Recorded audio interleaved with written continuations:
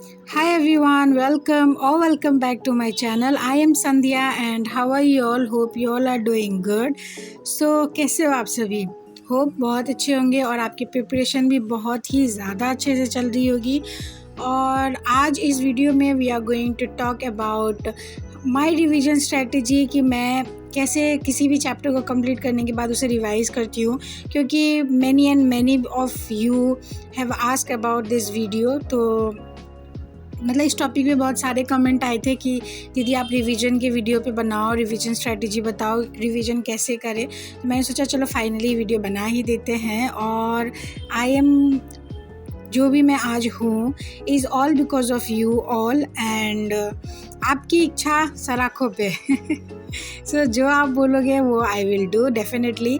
And so yeah quickly let's start the video. तो thank you for supporting me once again. And जो भी video देखते हो आप लोग सब्सक्राइब नहीं करते हो, स्टार्टिंग में मैं बोल रही हूँ सब्सक्राइब करो, क्योंकि मैं और आप हम सब चाहते हैं कि हमारी फैमिली बड़ी हो, है कि नहीं है। तो चलो क्विकली स्टार्ट करते हैं वीडियो को। तो रिवीजन सबसे पहले मैं आपको बता दूं कि revision is most important part of our NEET preparation. हमारी प्रिपरेशन का ऑलमोस्ट मैक्सिमम पार्ट जो है आई थिंक 70% ले लो या 80% ले लो, रिवीजन पे ही बेस होता है। क्योंकि आप किसी भी पर्टिकुलर चैप्टर को, किसी भी पर्टिकुलर सब्जेक्ट के चैप्टर के को आपने पढ़ लिया लेक्चर से या कहीं से भी आपने वन शॉट देख लिया, थ्योरी पढ़ ली और उसके बाद आपने उसको रिवाइज़ नहीं किया, तो उसका कोई बेनिफिट नहीं है। आप चाहे 1 दिन 2 दिन 3 दिन लगा के भी आप उस लेक्चर को पढ़ लो, फिर भी उसका कोई फ़ायदा नहीं है, क्योंकि आपको रिवीजन करना ज़रूरी है। At the end of the day आपको वो चैप्टर याद होना ज़रूरी है और याद करने के लिए आपको रिवाइज़ करना ज़रूरी है। तो मैं कैसे करती हूँ टेस्ट के लिए, और जैसे जनरली जब आज मैंने लेक्चर देखा और उसको आज मैं रात में डेली रिवाइज़ करके ही सोती हूँ, नहीं तो कल सुबह लेक्चर स्टार्ट करने से पहले या किसी भी दिन को स्टार्ट करने से पहले मैं अपने पर्टिकुलर चैप्टर को, जो मैंने लास्ट में लेक्चर जो देखा था चैप्टर का, उसे रिवाइज़ कर लेती हूँ। वो कैसे करती हूँ वो मैं आपको बता देती हूँ। सबसे पहले आज मैंने एक चैप्टर उठाया like neural control and coordination. आज मैं उसके सुबह में एनसीईआरटी पढ़ लूँगी, और एनसीईआरटी तो मैं डेली ही पढ़ती हूँ, चाहे वो कोई भी चैप्टर का मैं एनसीईआरटी पढ़ लेती हूँ। तो मैंने न्यूरल कंट्रोल एंड कोऑर्डिनेशन का एनसीईआरटी पढ़ लिया। उसके बाद मैंने आज उसका लेक्चर देखा। मैम भी सजेस्ट करती हैं, एएम मैम, कि आप जो भी चैप्टर का लेक्चर देखते हो उसको दोबारा एक बार आप 1.75 या 2x पे जाके आप उसको रीवॉच करो। इससे आपका टाइम भी बहुत कम लगेगा और फास्ट आपका एक बार जो भी आपने लेक्चर में पढ़ा, हो सकता है कि आपने नोट्स में कुछ चीज़ मिस कर दिया हो, नहीं अच्छे से लिख पाए होंगे, तो वो चीज़ आपका कंप्लीट हो जाएगा। उस हिसाब से मैं या तो लेक्चर देख लेती हूँ, मैं ज़्यादातर लेक्चर नहीं देखती हूँ, मैं नोट्स को ही पढ़ लेती हूँ।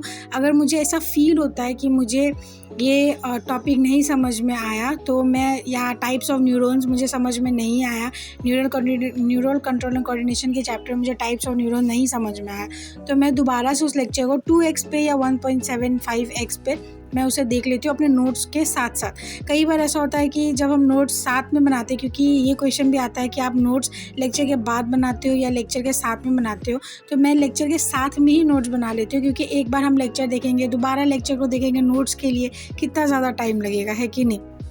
तो इसीलिए मैं लेक्चर के साथ में ही नोट्स बना लेती हूँ। और कई बार ऐसा होता है कि हम फास्ट में होता है ना कि कुछ चीज़ मैम बोले वो इम्पोर्टेंट और हम लिखना भूल जाए, या सर बोले वो इम्पोर्टेंट और हम लिखना भूल जाए, तो जब हम दोबारा से लेक्चर को हाई स्पीड पे ही, फास्ट फॉरवर्ड पे ही देखते हैं, तो उसे हम रीवॉच करते हैं, रिमाइंड करते हैं हर चीज़ को। अगर कोई चीज़ नोट्स में मिस हो गई तो उसे हम लिख भी लेते हैं।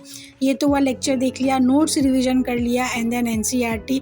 उसके बाद द मोस्ट इम्पॉर्टेंट थिंग जो हमारे लेक्चर और नोट्स के बाद आती है, उससे भी ऊपर आती है, वो है क्वेश्चन प्रैक्टिस। डीपीपी डेली का डेली सॉल्व किया करो। आज जो आपने लेक्चर देखा है उससे पहले नोट से रिवाइज कर लो, फिर एनसीईआरटी पढ़नी हो तो पढ़ लो, नहीं तो दैट्स सफिशिएंट।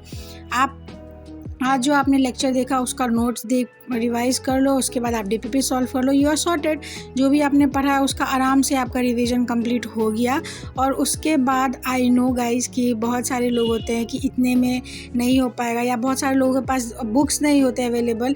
डीपीपी थोड़ी होती है, अच्छी होती है, लेकिन उससे ज़्यादा एक्स्ट्रा जाके अगर आप अपनी प्रिपरेशन को एक स्टेप ज़्यादा देना चाहते हो, तो जैसे मैंने दिया है, you can use a app which I will suggest you all, and that is MemoNeet. तो Memonit is a app which claims कि नीट 2023 में इसके 100 आउट ऑफ 100 बायोलॉजी के क्वेश्चंस थे, 48 आउट ऑफ 50 केमिस्ट्री के क्वेश्चन और 45 आउट ऑफ 50 फिजिक्स के questions आए थे, और उनके ऐप में इस चीज़ का प्रूफ भी है। तो इसे देखने के लिए सबसे पहले हमें लॉगिन करना पड़ेगा। तो उससे पहले हमें मेमोनीट ऐप को प्ले स्टोर से डाउनलोड करना पड़ेगा, और डाउनलोड करने के बाद आप देखोगे कि रिव्यूज़, बहुत सारे लोग हैं जो इसे यूज़ कर चुके हैं और बहुत सारे अच्छे रिव्यूज़ आते हैं। इतने सारे लोग जब रिव्यू दे रहे हैं तो एक बार तो हमें भी ट्राई करना चाहिए कि नहीं। और प्ले स्टोर पे इस ऐप को 7 के रिव्यूज़ हैं, और मेरे और आपके जैसे बहुत सारे नीट एस्पिरेंट्स ने इसे इंस्टॉल किया है, मोर देन 5 lakhs। तो चलो क्विकली एक बार अंदर से देख लेते हैं कि इस ऐप में हमें क्या क्या मिलता है। सबसे पहले जैसे ही हम ओपन करेंगे, यहाँ पे जो भी उन्होंने क्लेम किया है कि 100 out of 100, 48 out of 50, 45 out of 50 physics, chemistry and bio में जो भी उनके क्वेश्चंस आए हैं वो किस स्लाइड से और कहाँ से आए हैं, और एनसीईआरटी के किस चैप्टर से, किस पेज नंबर और किस पैराग्राफ से आए हैं, ये सारी चीज़ें ये आपको एक स्लाइड में बता देंगे। And that will be I think very helpful for us. So मेरे हिसाब से हम हर जगह बुक्स कैरी नहीं कर पाते अपने साथ, बट मेमोनीट को हम कहीं भी, कैसे भी, कभी भी कैरी कर सकते हैं, क्योंकि ये हमारे फ़ोन में अवेलेबल है। और मेमोनीट के थ्रू हम लाइन बाय लाइन एनसीईआरटी की क्वेश्चंस रिवीजन कर सकते हैं, एमसीक्यू प्रैक्टिस कर सकते हैं बहुत सारे, जितने मन, क्योंकि मेमोनीट में मोर देन 100 एमसीक्यूज अवेलेबल हैं हर सब्जेक्ट में, फिजिक्स, केमिस्ट्री एंड बायोलॉजी। और जंबल वर्ड्स है, ड्रैग एंड ड्रॉप मेथड है, फ्लैश कार्ड्स अवेलेबल हैं जो बहुत ही ज़्यादा इजी बना देते हैं आपके रिवीजन को। फार्मूला रिवीजन सेक्शन है जहाँ पे जाके आप किसी भी चैप्टर से चैप्टर के फार्मूलाज रिवाइज कर सकते हो। एसेशन रीजन्स है जो बहुत ज़्यादा इस टाइम पे हमारे लिए ज़रूरी है। फिजिकल केमिस्ट्री के फार्मूला जिसमें हम बहुत ज़्यादा फंसते हैं वो आप इजीली रिवाइज कर सकते हो मेमोनीट ऐप से। फिर ऑर्गेनिक केमिस्ट्री के नेम्ड रिएक्शंस हैं, लेक्चर वीडियोज़ है, कॉन्सेप्ट बिल्डिंग क्वेश्चंस है, PYQs है, क्योंकि हम जानते हैं कि अभी PYQs हमारे लिए कितना ज़्यादा इंपॉर्टेंस रखते हैं हमारी प्रिपरेशन को इन्हेंस करने के लिए। Test series you can give subject wise, chapter wise and topic wise test guys, yes trust me. और इसी के साथ हमें एक एडवांस फीचर मिलता है मेमोनीट में, जो NPCM सेक्शन है, वहाँ पे पॉडकास्ट अवेलेबल है जो हम कभी भी कहीं भी बैठ के सुन सकते हैं, किसी भी टॉपिक से रिलेटेड। मीम्स अवेलेबल हैं जिसे हम पढ़ के हंस भी सकते हैं और एनसीईआरटी की बायोलॉजी को रिवाइज भी कर सकते हैं एक फ़नी वे में।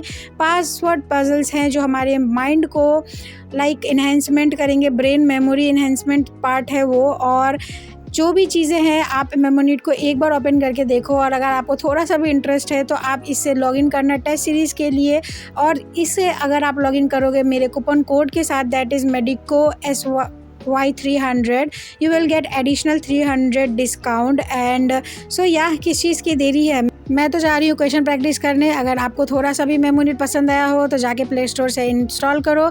वीडियो के नीचे डिस्क्रिप्शन बॉक्स में मैंने मेमोनीट का डाउनलोड लिंक अवेलेबल करा दिया है, आप वहाँ से जाके इजीली मेमोनीट के ऐप को डाउनलोड कर सकते हो। और गाइस, मेरा डिस्काउंट कूपन कोड है MEDICO SY300, इसे यूज़ करना ना भूलना, इससे आपको 300 का एडिशनल ऑफ मिलेगा। सो गाइस, फिज़िक्स में भी सेम चीज़ एप्लीकेबल है। जो मैं करती हूँ मैं आपको बताती हूँ कि मैं पहले एनसीईआरटी नहीं पढ़ती हूँ, मैं फिज़िक्स के पहले लेक्चर्स में देख लेती हूँ। पहले लेक्चर देखने के बाद जो बहुत सारे क्वेश्चन आते हैं कि फ़िज़िक्स में आप फार्मूला अलग लिखते हो या सिर्फ क्वेश्चंस जो प्रैक्टिस कराते हैं वो अलग लिखते हो या सिर्फ थ्योरी लिखते हो नोट्स में। मैं दोनों ही लिख लेती हूँ, आपको जैसा सही लगे आप वैसा करो। मेरे हिसाब से दोनों सही रहते हैं, क्योंकि रिवीजन के टाइम पे जब मैं रिवाइज़ करने बैठती हूँ मैं एक बार नोट्स ओपन करती हूँ और उसके साथ साथ मुझे क्वेश्चंस एंड थ्योरी दोनों ही रिवाइज हो जाते हैं।